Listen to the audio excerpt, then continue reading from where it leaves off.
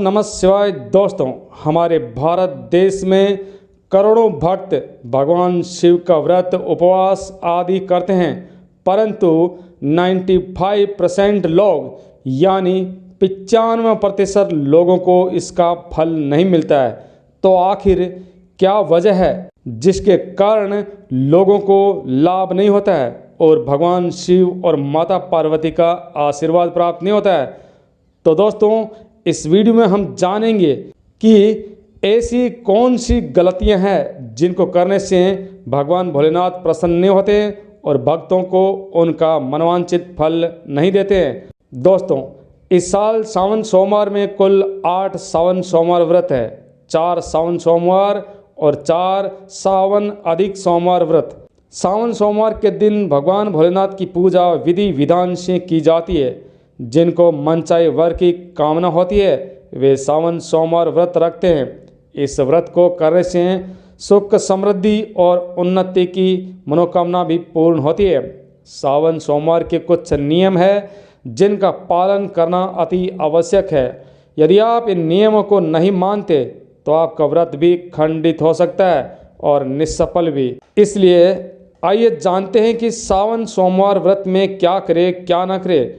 और हाँ दोस्तों, यदि आप अपने जीवन में कुछ नया सीखना चाहते हैं तो सब्सक्राइब अवश्य कर ले और सच्चे दिल से कमेंट में ओम नमः शिवाय हर हर महादेव अवश्य लिखें। दोस्तों, इस वीडियो के माध्यम से हम आपको 5 मुख्य नियमों के बारे में बताएंगे, जिनमें एक एक नियम को विस्तार से जानेंगे, जिससे आपको पता चलेगा कि सावन सोमवार व्रत में आपको क्या करना चाहिए, क्या नहीं करना चाहिए, क्या खाना चाहिए और क्या नहीं खाना चाहिए। विस्तार पूर्वक जानेंगे, इसलिए वीडियो को अंत तक अवश्य देखें। दोस्तों, ऐसी कौन सी वो गलतियां हैं जिसे सावन के महीने में व्रत उपरांत हमें बोलकर भी नहीं करनी चाहिए? साथ ही सावन के इस पवित्र महीने में कितने सोमवार पड़ेंगे और सावन की समाप्ति कब होगी, ये सभी के बारे में हम चर्चा करेंगे। मित्रों, सावन का महीना यानी ये महीना संसार में सभी मनुष्यों के लिए प्रेम की सौगात लेकर आता है, जिसका कि भोलेनाथ के भक्तों को बेसब्री से इंतजार रहता है। सावन का महीना इतना अधिक पवित्र एवं पावन होता है जिसका आप अंदाजा भी नहीं लगा सकते।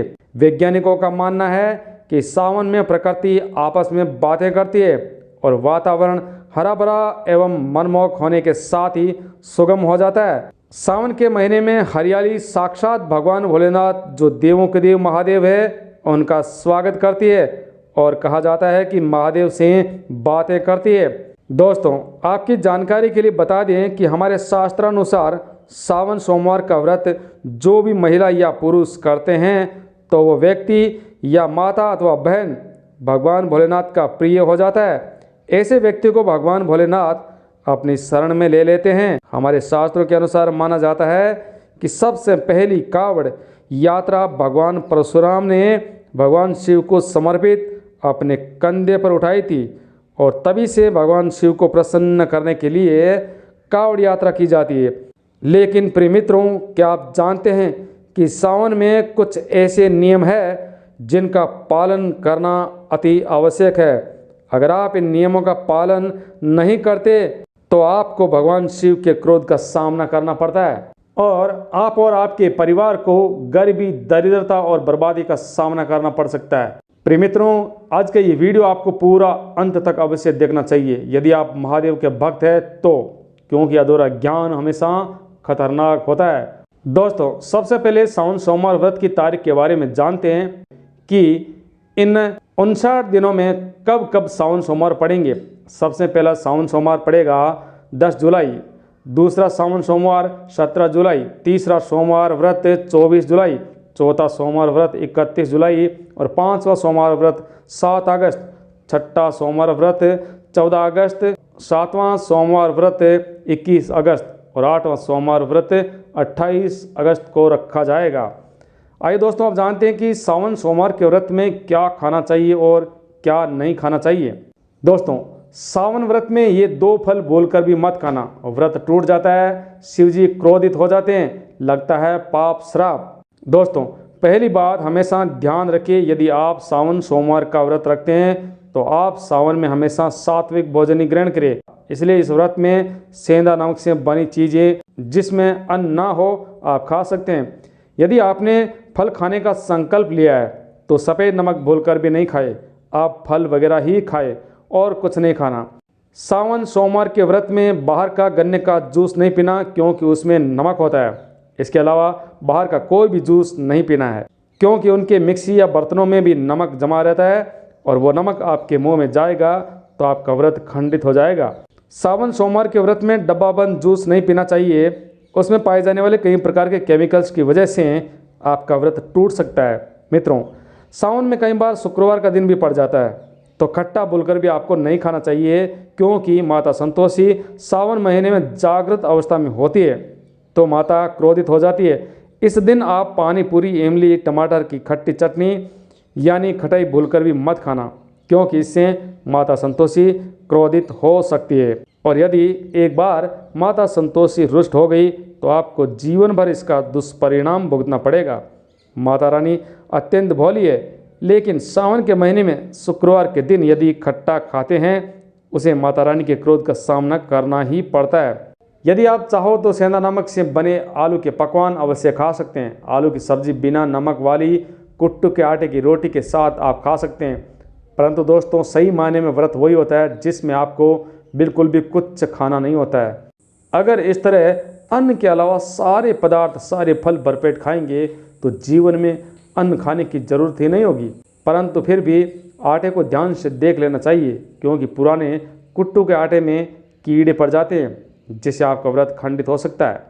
सावन में यदि आपका व्रत हो या ना हो फिर भी किसी भी व्यक्ति को कड़ी पकौड़ा नहीं खाना चाहिए और वहीं पर पत्तेदार सब्जियां, पालक, मेथी, लाल भाजी, बथुआ, पत्ता गोभी जैसी सब्जियां या साग सब्जियां भूलकर भी नहीं खाना चाहिए। व्रत के उपरांत जहर के समान मानी जाती है क्योंकि बारिश के कारण इसमें कोई भी जहरीला कीड़ा आ सकता है और जो भी व्यक्ति सावन में बैंगन की सब्जी खाता है ऐसा व्यक्ति घोर पाप का अधिकारी होता है। इसी कारण बहुत सारे लोग द्वादशी, चतुर्दशी को बैंगन का सेवन नहीं करते।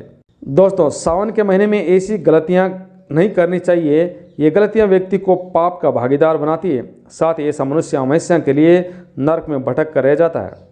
सावन में सभी लोगों को सुबह जल्दी ही उठना चाहिए और यदि हो सके तो पहला सावन स्नान अवश्य करें। सावन के महीने में सभी परिवार वालों को सुबह जल्दी स्नान अवश्य करना चाहिए। यदि कोई बीमार है और वो स्नान नहीं कर सकता तो उस पर गंगा जल के छींटे अवश्य मार दे। दोस्तों, सावन में किसी भी गरीब का अपमान भूलकर भी ना करें। क्या पता उस गरीब के रूप में स्वयं भगवान शिव हो क्योंकि भगवान शिव सावन में अपने भक्तों की परीक्षा लेने के लिए अवश्य आते हैं। सावन में देर तक सोने वाली महिला का पति बर्बाद हो जाता है और उसकी मृत्यु बहुत जल्दी हो जाती है। इसलिए पति के उठने से पहले ही सावन में हर पत्नी को जल्दी ही उठ जाना चाहिए और प्रेम पूर्वक भगवान शिव की पूजा करनी चाहिए। सावन सोमवार व्रत आपको अवश्य करना चाहिए। ऐसा करने से माता लक्ष्मी धन की देवी का वास होता है। सावन में पति पत्नी को सहवास नहीं करना चाहिए। अगर आपने या आपकी पत्नी ने व्रत रखा है तो आप दूरी बनाकर अवश्य रखें क्योंकि सावन में हर व्यक्ति भगवान शिव की शरण में होता है। सावन में घनघोर काले वस्त्र पहनकर शिव मंदिर में कभी नहीं जाना चाहिए और ना ही व्रत के दिन काले वस्त्र धारण करने चाहिए। सावन के महीने में घर में गंदगी नहीं होनी चाहिए, इससे प्रकृति नाराज हो जाती है। सावन में आपके घर का जो मंदिर है उसमें माचिस के खाली पड़े डिब्बे या माचिस नहीं रखनी चाहिए। सावन के महीने में किसी को भी गाली गलौज नहीं करना चाहिए, चुगली आदि नहीं करना चाहिए।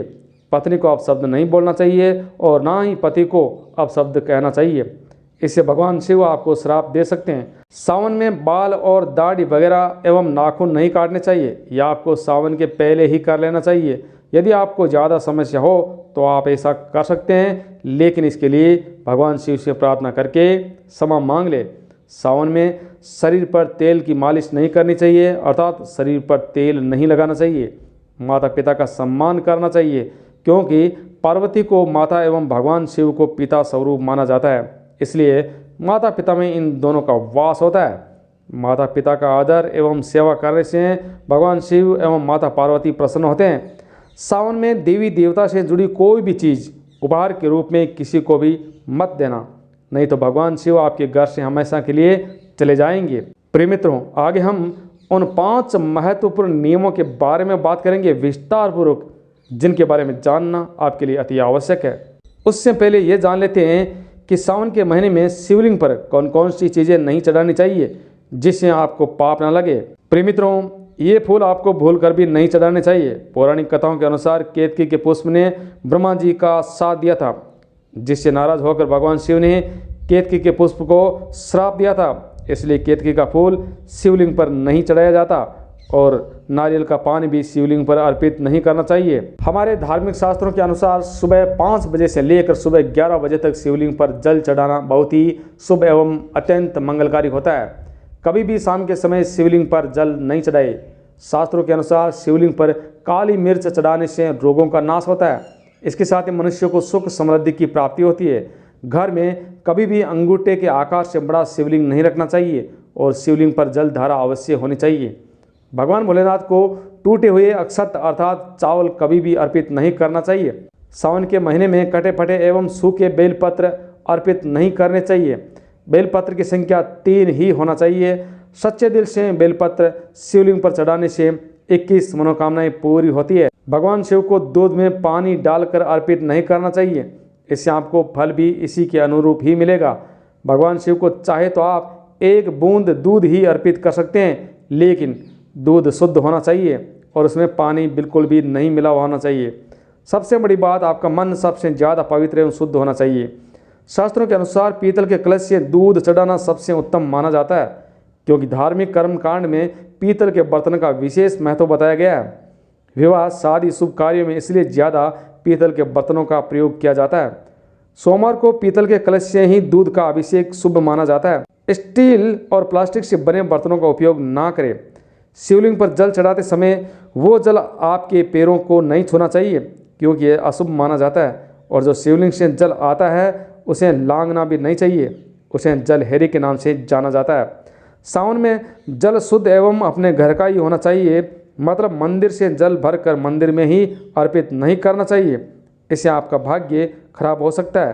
प्रिय मित्रों, आगे हम बात करेंगे कि सावन के महीने में ऐसी कौन सी वो 2 चीज़ें हैं जो खाने से आपका भाग्य बदल जाएगा। उससे पहले हमने आपको बोला था कि 5 नियमों के बारे में बताएंगे, उसके बारे में हम चर्चा करते हैं, तो ध्यान से सुनिएगा। प्रिय मित्रों, अब बात करते हैं सावन सोमवार व्रत में क्या नहीं करना चाहिए। यदि आप सावन सोमवार व्रत रखते हैं तो आपको फलाहार में नमक का उपयोग नहीं करना चाहिए। ये स्वास्थ्य कारणों से बहुत ज़रूरी है, इसलिए आप सेंधे नमक का प्रयोग कर सकते हैं। सावन में भगवान भोलेनाथ का कच्चे दूध से अभिषेक किया जाता है, इसलिए आपकी जानकारी के लिए बता दें कि सावन सोमवार का व्रत रखने वालों को दूध का सेवन बिल्कुल भी नहीं करना चाहिए, अर्थात दूध का सेवन बिल्कुल भी वर्जित है। दोस्तों, सावन सोमवार की पूजा एवं व्रत में तामसिक पदार्थों का उपयोग भूलकर भी ना करें। जैसे आपको बता दें कि आपको लहसुन, प्याज, मांस, मदिरा, मसालेदार भोजन, तली हुई सब्जी, बैंगन, मैदा, आटा, बेसन एवं सत्तू से बनी खाद्य सामग्री का उपयोग भूलकर भी नहीं करना चाहिए। इससे आपका व्रत टूट भी सकता है और भगवान भोलेनाथ के क्रोध का भी सामना करना पड़ सकता है, जिससे आपका जीवन अस्त व्यस्त हो सकता है।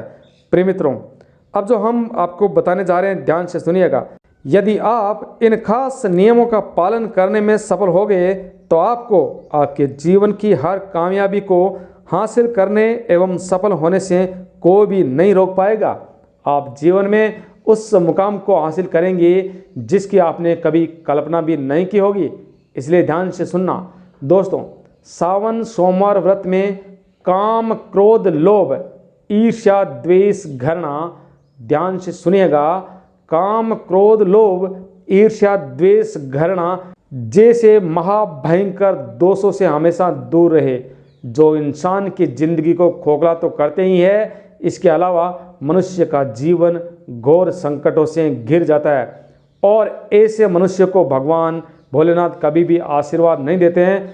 ऐसे 95% लोग हैं जो व्रत करते हैं, फिर भी उनको कभी भी व्रत का सुफल यानी लाभ नहीं प्राप्त होता है और भगवान भोलेनाथ उल्टा उन पर क्रोधित हो जाते हैं और मनुष्य का पतन हो जाता है।